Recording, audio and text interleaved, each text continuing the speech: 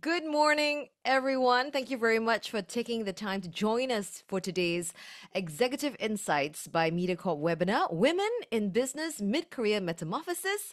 My name is Jean Danker. Very happy to be here with you this morning. I'm from Class 85 and I'm going to be your host for today for this next hour, all right? Now, today's session is the second of a three-part Women in Business series where our speakers will share the opportunities, practical insights, and strategies for navigating mid-career transition. So I'd like to introduce our speakers. First, we have Melissa Schmidiger, founder and CEO of Bravo Darlings. Now, Melissa is an integral coach who founded Bravo Darlings, an executive coaching firm focused on empowering female leaders to drive their own career advancement and personal growth. Previously, Melissa has over 30 years of experience in marketing and innovation. She led global teams at companies like McKinsey, Singapore Telecommunications, Credit Suisse as well, and had a proven track record in driving business transformations and fostering inclusive environments.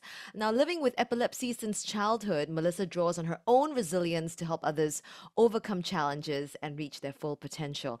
Now, in addition to her coaching work, Melissa serves as a board advisor for Elevate Tech, an organization promoting gender and racial equity in tech within Switzerland. So, very welcome, Melissa. Next, we have Michelle Tan, CEO of Hepmil Singapore. Now, Hepmil Singapore is the company behind SGAG and Hepmil Creators Network. Michelle has nearly a decade of experience in content media. She's committed to pushing creative boundaries with partners and empowering creators, all while staying true to the company's mission to define the future of entertainment. So, welcome, Michelle, as well. And our last speaker for our panel is Jacqui Lim, Chief Commercial Officer at Mediacorp. Now, Jacqui leads the commercial group in revenue generation and client engagement, collaborating with business units and partners to provide targeted solutions across Mediacorp's wide range of IPs and platforms. Now, Jacqui brings extensive experience from leading media agencies, including the Harvest Group, Publicis Media, Omnicom Media Group as well. Most recently, she was CEO of Harvest Media Group and Regional Chief Growth Officer at Harvest Group, where she helped the agency earn Media Agency of the Year 8 times from 2016 to 2023 across various industry award shows. So, thank you all for being here today. Now, before we dive in, we have a quick poll to understand our audience watching a little bit better. You'll see this pop up over here up on your screen. So, just please select the option that applies to you. How confident do you feel about navigating mid-year transitions? Number one, very confident. Two, somewhat confident. Three, neutral. Four, not very confident. And five, not applicable. So yeah, we'd love for you to put your vote in just so we can get a better understanding of who is watching us and perhaps can navigate our questions to that as well. So we're just gonna very quickly have a look at that. We'll close the poll in 10 seconds. Okay. All right. Almost there. Get your last. All right. Let's have a look at the results so far. Not very confident. Right up there at 57%. We've got neutral at 24%, and then followed by somewhat confident, and very confident as well. Okay, good to know. All right. Let's begin, ladies and gentlemen. Let us explore the reasons and motivations behind mid-career switches. And what advice would you give women who are considering a mid-career switch, but maybe feeling hesitant about it? Shall we start with you, Michelle? Hi, morning, everyone. I think when it comes to mid-career switches, there are so many reasons behind it. I believe some of you might feel stagnant at what you do, right? You want to explore something that you've been wanting to explore maybe many years ago, but because of stability, you wanted to go into something that you're more comfortable with, something that can give you career progression, right? So I think there are many reasons for mid-career switches, and one main obstacle, in my opinion, is the fear of judgment. I feel the fear of judgment is inevitable, right? We always feel that maybe we're not good enough for the new role, we're not experienced in the industry. But I would like to take this opportunity to share because I work a lot with younger women in my industry, in my company, and you'll be surprised to hear that a lot of them look up to people, to women who dare to make the change, who are courageous enough to make the switch, right? Because they themselves are no longer the the traditional, they don't have that traditional mindset of how a career and how success will look like. And they look up to people like us, women who are more experienced in our industry to make that move, that to be courageous to make that switch. So I think the fear of judgment is no longer a taboo. I feel people should embrace it, right? We should reframe our mindset to see it as a courageous move to make that move, right? And I would just want to take this opportunity to share to everyone that young women nowadays really look up to role models like this. Yeah. All right, Jacqui, would you like to get in on that? Hi everyone. Morning. I think the I really resonate with a lot of the comments that Michelle made. That diversity in your experience and personal growth can be defined through lateral change, right? Sometimes it's not always a case where once you reach mid-career, that the only definition of success is to keep on progressing vertically upwards in a corporate organization. That if you were to step out, switch to a different industry altogether to gain new experiences, it's a form of lateral growth that also allows us to see different perspectives, build new experiences, new connections, and also make I would say interestingly, it makes our resume and our experiences look a lot richer, that we are versatile, that we could actually apply a lot of the skills that we have learned over the years and still be able to thrive in different environment, in different conditions. I think that in itself is a testament. And another area I wanted to point out is that there are a lot more positive cases of people who have done mid-career changes than we would know or care to admit, right? Because a lot of people are fearful because they think that they are the only ones or that they are the minority. But actually, even in the course of my career, I've met so many examples and cases of people who have moved jobs, changed industries completely. Some have switched out and gone into full-time counseling to be a counselor, right? People who have moved out to set up pet cafes, for example, or have joined not-for-profit organizations. And as we keep in touch with them over the months and sometimes over the years, we realize that that was the best decision that they have ever made for themselves, right? So they've flourished further, and there are so many of such good cases. So don't be discouraged and don't gaslight yourself when you feel in your gut that you are ready for a change, because possibly it's time to seriously consider taking that step. Oh, really good points there, Jacqui. Melissa, would you like to get in on that one? Yes, actually, what's interesting for me is that I've made several career transitions. I started out in market research and I moved industries several times. I went to consumer goods, I went to consulting, real estate, um, I went to telco, to Singtel, and eventually I made my last corporate gig was Credit Suisse and Bank. And those are industries that typically you grow in that industry.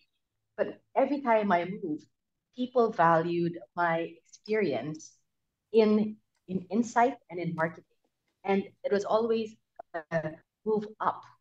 And I think what I found was that they were not lateral moves, and I think it's because I found that I was able to market my transferable skills. And I think that's key in talking about mid-career switches. You have to find what your core skill. And my core skill was really insight and innovation. And that is valued across multiple industries. So if you're able to talk about what you're good at and people value that, they're going to look for that. So you have to know what you're good at and be able to sell it. And you don't let yourself get pigeonholed. And you can travel with to many places and if you're curious, people are going to be curious about you. Yeah, and while we're on that, Melissa, we'll keep to you as well. What are the strategies used to build credibility and network in a new industry or a new role? Well, I think in to build credibility, there's there's a few things. One is, I think I mentioned it already, I touched on it. One is you really have to take a good look at yourself and assess what you're good at, right? And be able to really uh, build on that and say, if I'm really good, I'll take myself an example. If I'm good at insight, how do I deepen that and build a network of support in that, right? So, who are my supporters in insight and build a network around that? Because this network is going to help me grow in terms of my expertise, but also maybe in that network, I'm going to find my next role. And that's actually what happened. So it's about expertise and it's also about network. And that means I'm also going to reach out so that I can have an exchange, right? Because networking is not just about exchanging cards and shaking hands, it's also about cultivating relationships. And that's actually how I was able to move across industries. Um, the second thing is, when you start cultivating networks, you have to think about who you can help, right? It's not just about transactions.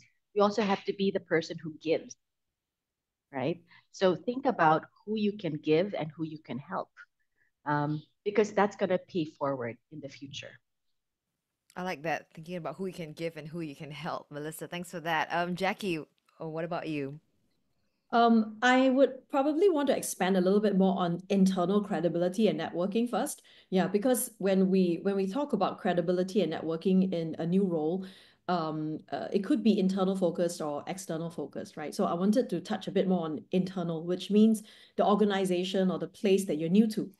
Rather than focus on external. I would say because in a new role, I think how you fit in and establish who you are will go a long way in determining how long you stay in the organization as well.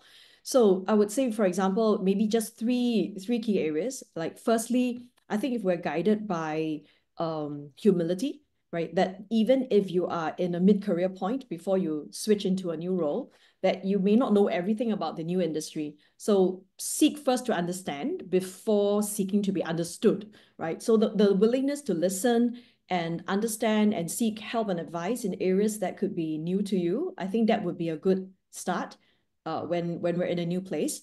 I think accountability is the second attribute I wanted to talk about.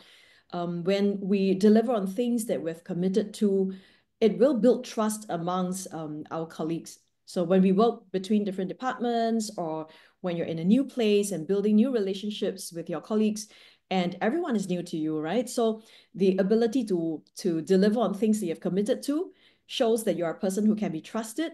And that's where you also build the credibility and the network will just forge itself, in a very organic way.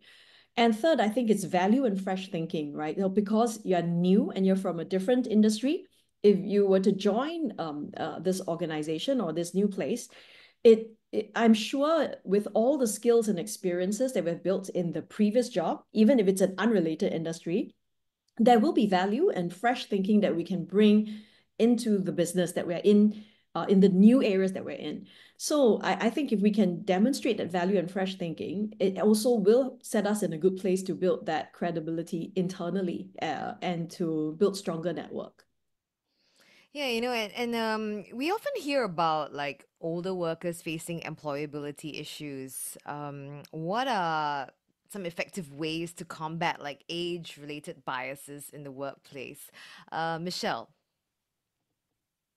Yeah, because I work a lot with, again, like I mentioned, young people, but we do have applications from really experienced professionals, right? And one way to really combat that is, I think it comes from their experiences, their learnings, right? They come with a wealth of experience. So communication is key, right? At a workplace, to really combat that, I think when you are working with younger colleagues, one good way to counter that is always be open to hear their perspective first, right? I think for people who come with a lot of experience, if you were to speak up first in a meeting, in a small group discussion, a lot of them will feel like, oh, okay, you're just like talking down to me, telling me how it has worked, but things work so differently nowadays, right? So, my word of advice is really just ask the question like, what do you think, right? And then come in to layer on your experience, build on their ideas.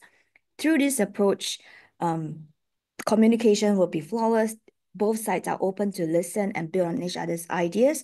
So I think that is really one key advice that I would share. Jacqui? Sorry, I was trying to unmute. No, It's okay. I was thinking that I mean, maybe from our perspective, since we are in the communication industry, I think a lot of successful examples of great work, high quality work, was really the result of various demographic groups actually working very closely together, different segments, right? Because when we want to do work that appeals to the younger audience, or to the silvers, or to the parents with kids, or parents with older kids, the segments are so varied, right? So if you only have a team that is looking purely at how to speak to or engage with the younger audiences, then you're completely missing out, right? You could be quite tone deaf in the work that is being pushed out when it comes to appealing to the wider audience. So I think showcasing many examples, that's just one example where the collaborative work of different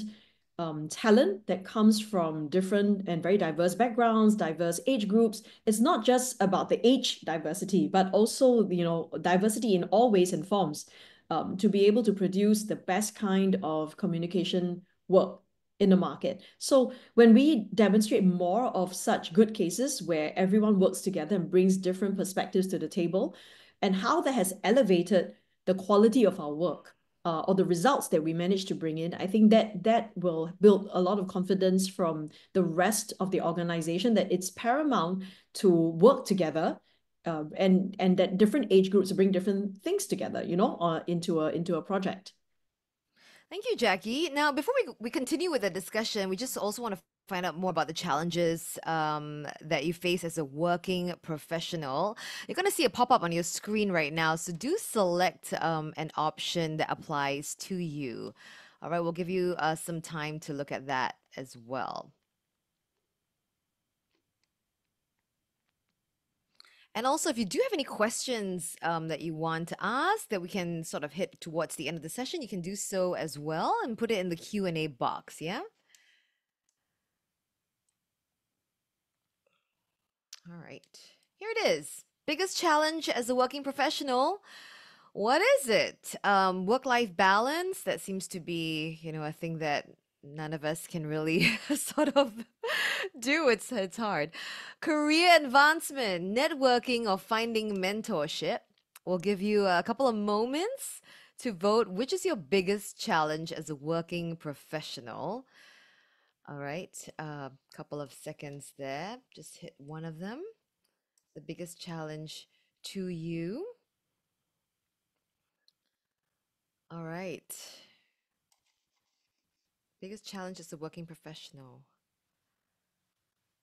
We're closing the poll. All right, let's have a look at the results. Oh, it's pretty closely tied, actually. Let's see right now. At the top, work-life balance. Yep. Followed by finding mentorship, career advancement, and finally networking. Yeah, we see your challenges. Our speakers will be providing some practical tips on how you can cope with this. Moving on to personal growth and professional development. How important is networking and mentorship for career growth? I would assume it's very important. And how do individuals build a strong professional network? Seems tricky. Melissa, would you like to get in on this one? Sure. I think I think I touched on networking earlier. I think for me, networking was totally important in building my career. I believe my network my personal network is something that I cultivate. Um, and the way that I look at it, it's really about an exchange, right? That I really think this is about providing value, um, and really about relationship building. I think at the start of my career, I thought, networking. I hate going to events. So I really have to get business cards, and so icky, it's so unauthentic, and there's really or horrible the way I felt. And I know a lot of people feel this way, but I found a mentor who was really a blessing to me. And the way he talked about it was, he said to me, if you believe that there's three circles of people in a good network, and the first circle are the people who's like your close counsel of individuals. It's your inner circle. And these are the people that you come to for advice, and you cultivate that well, and you go to them, and you go to them for counsel, and these are your mentors, your board of advisors, right? And you keep them close, and you go to them, and you also be of service to them. I thought, wow, that's a really interesting way to look at that, right? And the second rung is the people you also mentor, right? And you create this pay it forward group, and you also, maybe you meet these people a few times a year, you go to some events, and you start creating this virtuous circle of relationships with the second group of people, right? You have common interests, right? These are people that you may or may not work with. Maybe you've worked with them, maybe you've gone to school with them, but there's something that keeps your interests together. Maybe you send Christmas cards, right? Whatever, but you meet with them, or even if virtually, you keep in touch. And the third are like acquaintances, right? And maybe these are people to exchange business cards with, but you don't have to, right? But you know who they are. And this is not really about, but you still do something of value, right? This is not just about, um, maybe there's a transfer of knowledge somewhere. It's not just about collecting names. And if you think of these three circles, then this is just about you being you, right? And then I kind of became more comfortable with it, right? And eventually, this is just something that you do as a matter of practice. This is how you go through in life, right? And this is just about you connecting. And eventually, whenever I needed, whenever I wanted to start expanding the way I looked at myself and my job and my career, I would just go to the circle, tell them what I was thinking about, and they would tell me how to go about it. And that's how I moved on in my career and moved countries, because sometimes they created opportunities for me. And that's how I think about my network. And that's how I think about mentorship, because in a way, it's fun and the same. Right. Jackie, would you like to get in on that one? Personally, I'm actually quite shy. So even in the course of my work, I think, especially in the beginning, it wasn't very natural for me to go into a room and start to network with everyone. So it did take quite a bit of, I would say, intention and effort. So when we realize that, it is an important aspect of our work, and that there will be the necessity for networking, and looking for the right mentors, and then you will naturally want to take a step towards that. But to cross that first hurdle, I think there is no harm in going together with somebody that you're very comfortable with.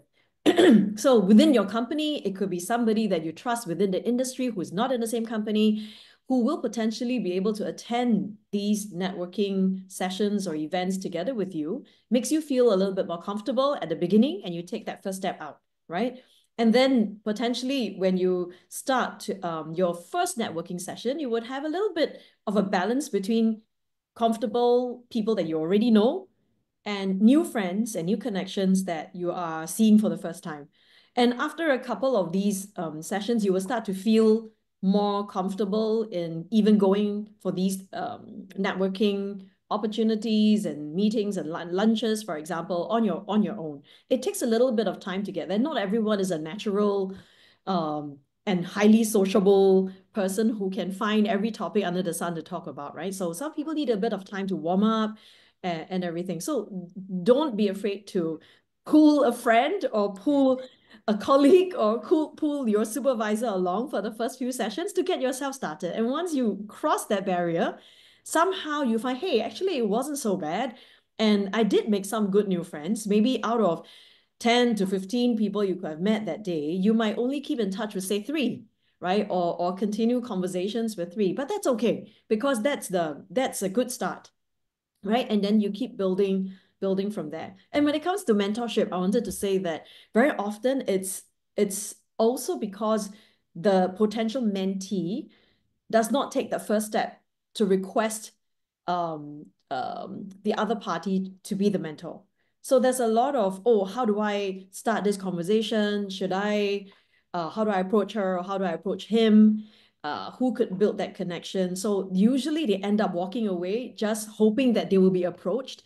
But it's rarely that way, right? Most of the time, the mentee has to be the one to say, hey, I've been observing from afar. These are the things I really, really, I wouldn't say admire, but things that I would love to learn from you. Would you be able to just carve out a little bit of time for me, once every few months, as a check-in session over a coffee? So there's very low, it's not a high commitment, ask where you constantly have to meet the person all the time. I think it's a little bit fluid in that sense, but to take that first step to approach the person that you would like to be your mentor. Can I just jump in, Jackie? Because it's interesting you say that, right? I think mentorship is like any relationship. It's like a date for friendship. Absolutely. People forget that, people want to hear that you're interested, right? So it's like dating, right? I have to kind of tell people, hey, I'm interested in you. Right. I love that. It's true. And if you don't ask, no one's ever gonna know this. You gotta put yourself forward in any sort of situation, isn't it? I love that. Let's talk about staying motivated, which can be very, very hard, and overcoming moments of discouragement, especially in a new role. Michelle, would you like to start with that? Yeah, definitely. I just started my new role, say 6 months ago after I came back from maternity, right? It was a huge transition. I'm first time mom. I wouldn't say balancing work life. There's no balance. You're just trying to juggle, right? And it comes to motivation, I must admit that there are just failures all the time, right? It's all about our perception towards it. Week in, week out, there are so many challenges and so many failures. And I always reference it and compare it to sports a lot, because when I look at sportsmen, they don't win every game, right? It's 50-50. It's either they win, they lose, and they're always having to pick themselves up. And when I look at sportsmen, the champions, right, how they usually look at failures as a learning experience. How can they get better? So I think the perception towards failure is very, very important to keep yourself motivated, right? At work, we also face a lot of failures and challenges. And how I manage that is I let myself grieve for the day, right? I'll go home, I'll be grumpy, I'll be upset, but the next day I'll come into work afresh, right? I won't let it affect me. But I think the critical thing is you must let yourself go through the emotion of feeling lousy for the day. It's okay to feel that way as long as you pick yourself up and reframe it as learnings instead of failures. That's how I keep myself motivated. Reframing. I like that. Jackie. I agree, and I would like to build on Michelle's point. I think when it comes to moments of discouragement, right, in a new role, and discouragement could come because you didn't do well in the task, or you have been given negative feedback by your supervisor. It could also be simply not fitting in, right, in a new place. So you feel very discouraged. I think very often you do need to find someone. It could be a friend who is in the industry, not from your company, who could be your sounding board, because everyone needs somebody to talk these feelings and emotions to, talk it out, right? And as a sounding board, it's someone who will not just tell you the things you want to hear, but potentially could be somebody who could give good advice, even things that could make you or make us self-reflect about the way we could have handled certain things, or certain pitfalls we could have avoided if we were a little bit more patient, or if we had approached things in a different way, so that we feel hopeful that there could be a way to turn things around, that it's not all dire, it's not the end of the world, and to take active control of how you could mitigate, or turn that situation around. I think having that sounding board is important to get through the different feelings, and I agree with Michelle, right? If it's as simple as, let's say, you didn't get the project that you've worked really, really hard to bring in, it's extremely discouraging, right? And it's demotivating, and allowing yourself to feel sad for a limited and controlled period of time is only human, right? It's allowing ourselves to be human. So let out that frustration, let out that anger, and sometimes having that sounding board allows you to do that, right? Allows you that platform to have a listening ear, tell someone how you feel, and after that, make that decision that, okay, tomorrow when I wake up, it's going to be a fresh new day. I'm going to leave that behind, and I'm just going to take the good bits with me, the learnings, start a new day.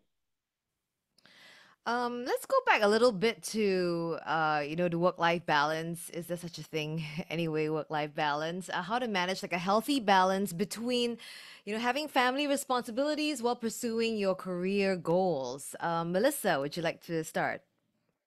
So I I've come to the belief that the term work-life balance is actually a misnomer, because when I think of work-life balance, it stresses me out.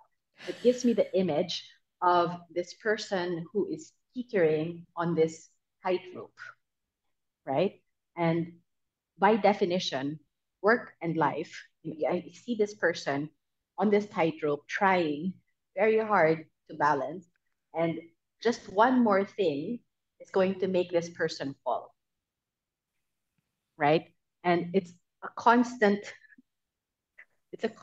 effort to not fall off this tightrope. And that to me is the image of any person, particularly for women, who is just trying to make it through the day. And that's why I think work life balance just does not happen. And I see everyone kind of nodding because you feel the feels. The We're struggle is feeling real, the struggle is real. We're feeling it. right? So I've come to the idea of work-life integration, right? Because we try to accommodate all the different demands on our time. And if we can accommodate, if we can integrate the many different things that are happening, because life happens, right? We have we have our parents, especially aging parents. We have kids, dogs. We have, dogs can be children. Mine is. Um, and then we have husbands, wives, whatever. We have work, multiple types of jobs. And then we have the household to manage, right? The mental load is immense. I often joke with my friends that, why is it that when we fall asleep, we've been trying to fall asleep for the last hour, and then our husband, like, he says, I'm going to sleep in 5 minutes, he's snoring, and I still can't fall asleep for another hour because he's snoring. And I'm still trying to like think about the conversation that happened 5 hours before and trying to figure out, did I say something wrong? And then I'm thinking about what the meeting that I'm going to have tomorrow morning. So I'm still not going to sleep. That's the mental load we carry, right? Right, ladies?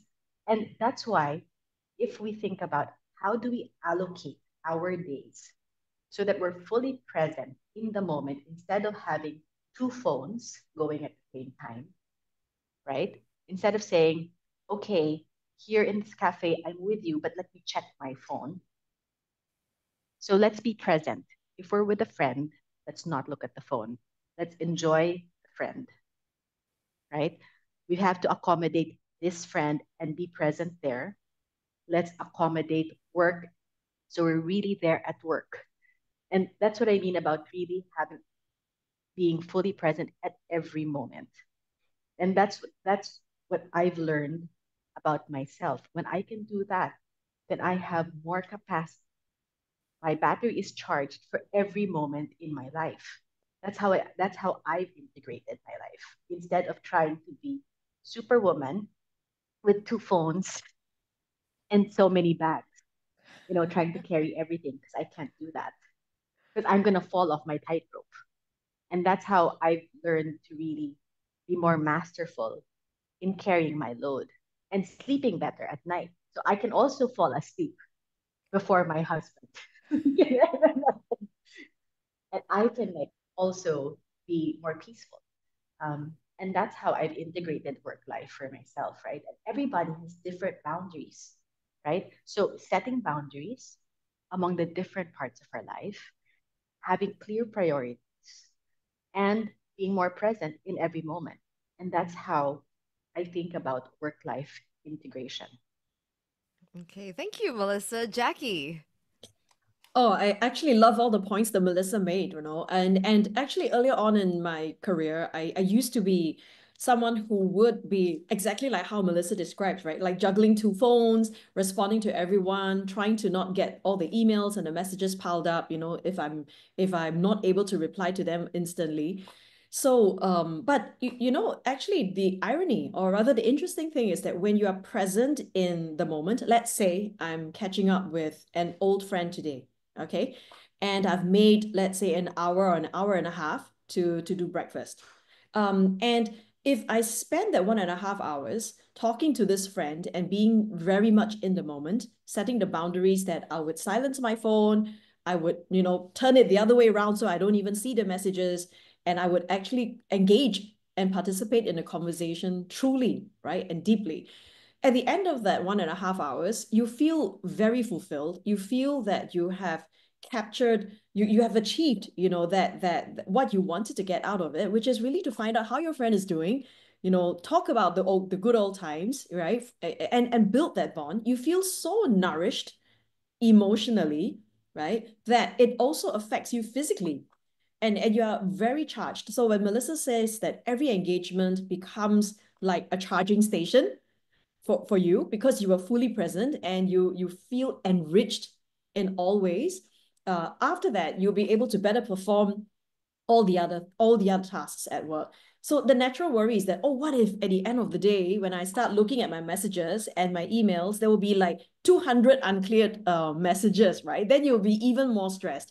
But I think if we try this approach where you're present in the moment and clear these things, when it's time for work, you focus on your work, you'll be amazed by that level of energy and speed in which you can work thereafter, because you have felt you're not trying to be at all places and everyone to everything, and yet feeling that you didn't actually go deep in any of the sessions. So none of the sessions were fulfilling. Everything was superficial. Everything was touch and go. So by the time you're done with the day, you feel exhausted and you have no sense of purpose, right? Like you got nothing out of the whole day, but you're so tired. Yeah, Yeah, thank you, maybe Jackie. if I could build on Melissa's and Jackie's point, because the last 6 months I've been trying all sorts of strategies to find that, to set boundaries. And I just wanted to share what really worked for me is calendar blocking, right? To block out time within your calendar to clear your work, right? When it's blocked, nobody books you for meeting. You don't feel too tired at the end of the day, because sometimes when you're just fully blocked for meetings, you can't clear stuff. And then when you're back home, you can't be present with your kids or with your husband, your partner, right? So calendar blocking has really worked for me. And to Jackie's point, some of my colleagues, they have started to enter meetings with their laptop closed and be fully present in the meeting, right? And that has made the meeting a lot more productive, and there's lesser discussions post-meeting. So it became a lot more efficient. So there are different ways to be more productive at work so that you can have more time for your personal life. Yeah. Nice. Calendar blocking. All right. I think we should all give that a go. Let's talk about the future of work. The trends that you see shaping the future of work for women over 40. Melissa, would you like to get in on that? So a lot of companies are looking at flexibility, right? Because after COVID, we all started to realize actually working from home works. And of course, there's return to office, but flexibility is not just about time and place. We've also seen benefits in parental leave and caregiving. So flexibility has started to address this, which is great, right? So I think we need to start advocating a lot more for this and saying that it's really here to stay because this is really allowed, especially for women, it's really been positive because it's there's a recognition that we're whole people and we're not just workers, right? There's a life outside of work that we catered to, and flexibility has really allowed us to address that. The other thing that's really becoming more in vogue actually is the focus on mental health and well-being, and this also came about because of COVID, right? What's coming to attention is women's mental health. And part of that discussion is the discussion on menopause. Because as more and more aging women are coming part of the workplace, and women's health is becoming front and center, because the discussion on women's health is that perimenopause has started to show up for women starting 35. And what does that mean? Symptoms like brain fog, poor concentration, you know, nervousness, anxiety start to show up. And that's related, through, beginning 35 to 40. And the stigma that normally accompanies that should not be part of the conversation at work. And there's training that is happening in the workplace. And it's great because why should women be stigmatized for how they feel? And so there's a lot of training now in a lot of workplaces for this and coaching for women to articulate how they feel and for help.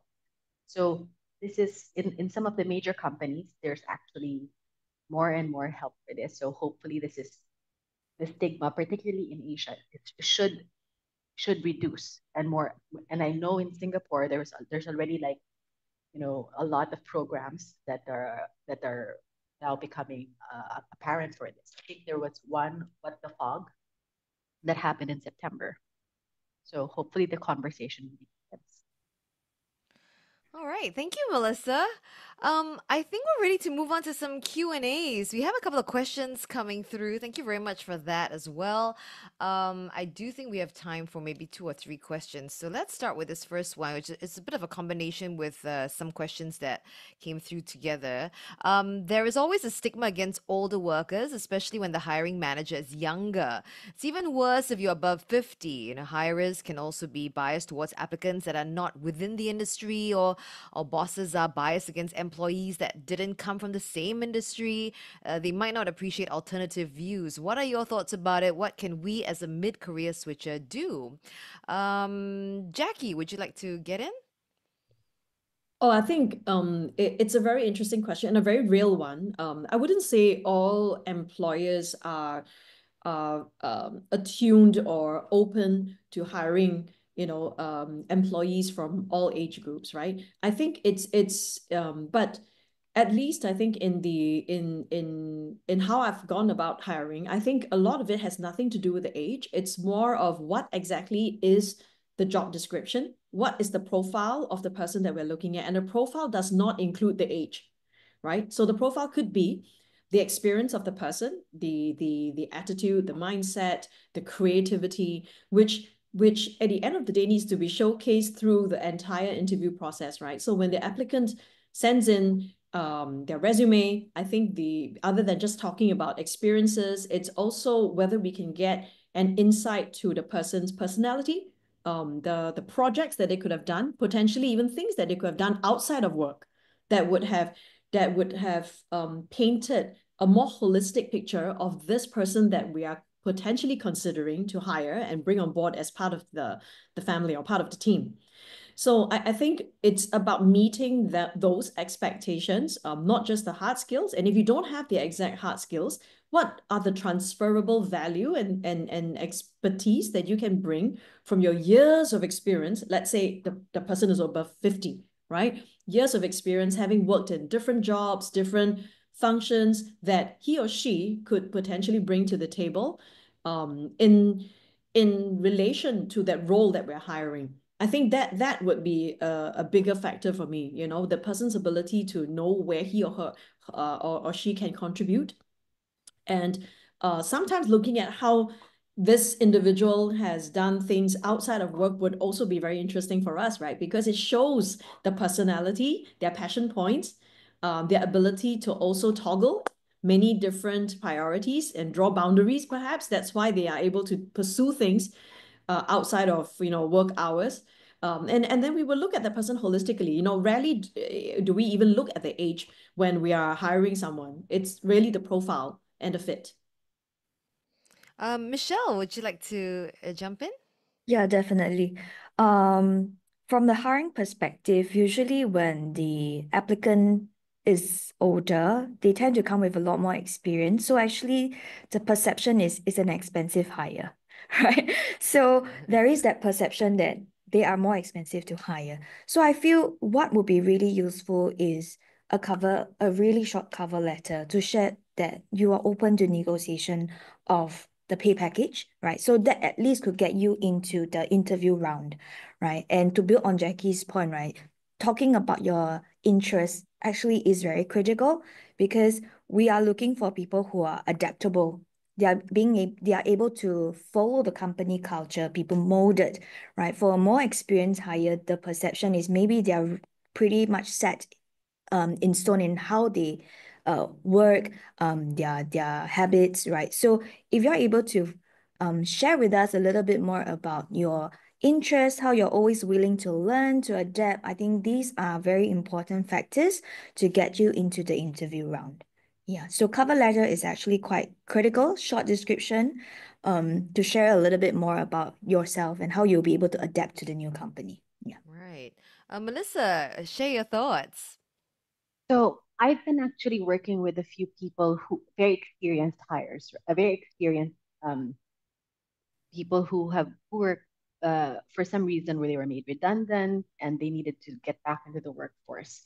And the one thing that was in common with all these people from different industries is when I looked at their CVs and their resumes, they tended to be very task oriented in the way they told their story. And a lot of companies, when they look at their CVs now, they want people who talk about achievement, right? They want people who are results oriented and can tell a story about how they progress in their career. And for many people who are going through career transitions, this is probably the first time that they've looked at their CV in a long time. And the way they've written their CV is probably the way they wrote their CV when they got out of school that kind of said, these are my tasks and responsibilities. And if you're looking at your CV now, I would urge you to look at it with a point of view of what are your accomplishments and what are your achievements. And then have a nice paragraph at the top that says, who are you? What makes you unique? And what are you going to help the company do? And this should be your statement at the top, right? And this is in a way, this is the summary statement.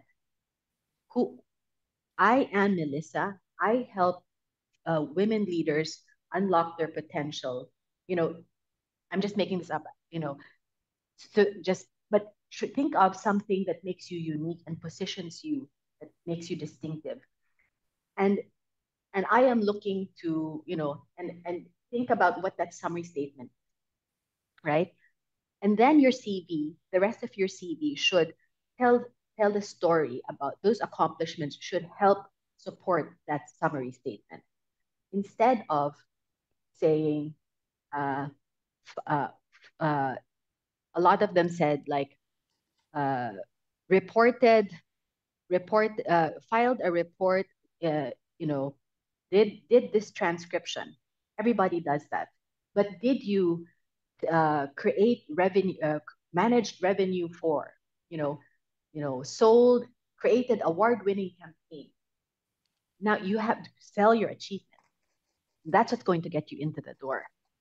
Look at your CV with a new, fresh perspective. And that's, I think, what people need to start doing. Thank you, Melissa.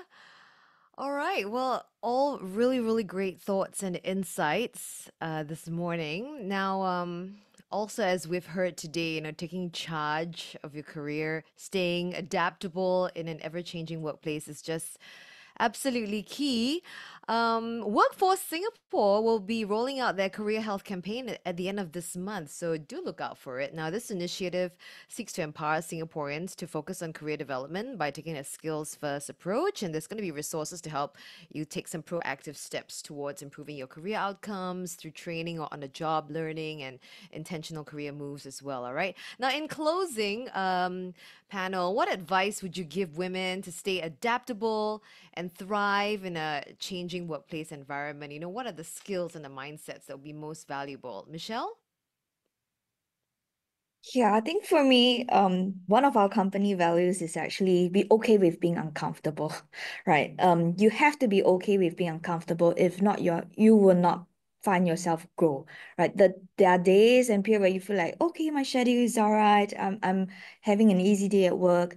And if you find that happening for a prolonged period, something is not right. You should be feeling uncomfortable, because if you're feeling very comfortable, you're not growing, right? So I think we must be okay and to be uncomfortable. And the second thing is, I would really encourage more women to share about their failures, right? Because it's and their challenges. Because when we are open about it, other people can know that, and they feel that it's normal to go through this process, and then it will encourage more women to tide through this difficult phase and to get to where they want to be. So yeah, that will be my two key advice.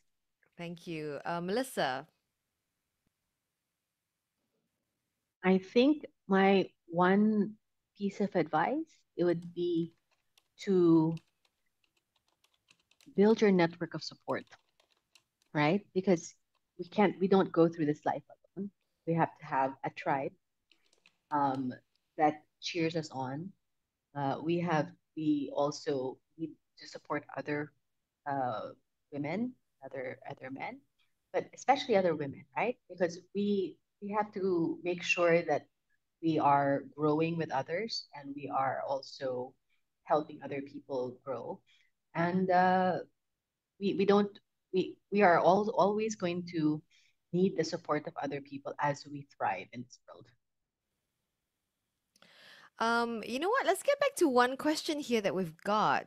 And it says here, what advice would you give for someone who has a very small circle of friends, not socially outgoing? There was a mention of like bringing a friend to events and finding someone you can talk to. What happens if I don't have that support? How do I start building a network then? Yeah, Jacqui, would you like to get in on that? Yes, I think I mean, we are all about the connections that we have, right? So I believe that if even if you don't have a friend in the industry, there may not be someone that you could speak to very openly about your challenges and your problems. I think within the organization, there will always be supervisors. There will also be colleagues that are from a different department whom you do not report to if you do not want to speak to your supervisor, right? There could be people within that whole realm of your interactions at work who could potentially be that person. I've personally experienced or seen, like, even in companies where we do peer mentorship programs, right? It doesn't necessarily have to be somebody who is more senior, than you, who could play that role of opening doors and accompanying you for things, or giving you some guidance. So I think it's really about looking at all the various connections that you have. And there are also associations, I can't remember that name at this moment, pardon me, but I have been told before, let me circle back on that there is a mentorship program that we could sign up for. I attended one of the roundtables, and back then, I think one of the attendees also did highlight that it was difficult to find a mentor. who could potentially then facilitate some of the networking, right? And guide the mentee on how to go about doing the networking. And apparently there are already a lot of associations out there and bodies that are helping to look for people who are looking to be mentored. So I think that is an area that we can definitely look a little bit more. And I'm not sure, I mean, what you're mentioning, Jean, just now about, mid-career transitions, and the support we are getting potentially from WSG and SSG, there will be potentially, as part of that support program, an ability to build those connections as well, if you don't already have them in your natural environment. Right. Melissa, would you like to get in on that one? It's funny, right? Because when you think about mentorship, you think it's always going to be coming from your career circle. But sometimes you find it in the most unusual place. And it has to be an authentic connection. So you really just have to try. Um, and I've been making this reference to dating because it really is like you have to put yourself out there, even if it feels uncomfortable. And uh, personal one of my personal connections was like when I moved to Switzerland, I had to go out there and do these meetups until I found a perfect match um, in terms of a mentor. But I went on several until I met somebody, and she became a friend and eventually a mentor. But and it was a one-on-one relationship, and it took me about 6 months of going to different kinds of meetups. Um, but it was because I had a desire to make a connection. And I think if you have a desire, you'll find somebody. So if you do want to meet somebody, I think you will. All right. Michelle, would you like to put in your thoughts as well? Yeah, I think Melissa mentioned earlier that it's like dating, right? You really have to put yourself out there. I think finding a mentor takes a while because you need to find someone that has the style that fits, that someone that you look up to. Their style is something that you want to learn. So it takes a while to find that person that fits what you're looking for. So in the process, you do have to speak to as many people as you can, find out, ask them tough questions, right? You're facing a certain challenge. What do they think, right? And through this process, eventually you'll find someone whose answer really sits well with you, right? And this person can eventually be someone that you can request to be your mentor. But I guess the problem is people are not reaching out to different people to ask for their opinion, right? You can only find a mentor through this process. That's one way. Yeah. All right. Closing thoughts from Jacqui before we wrap.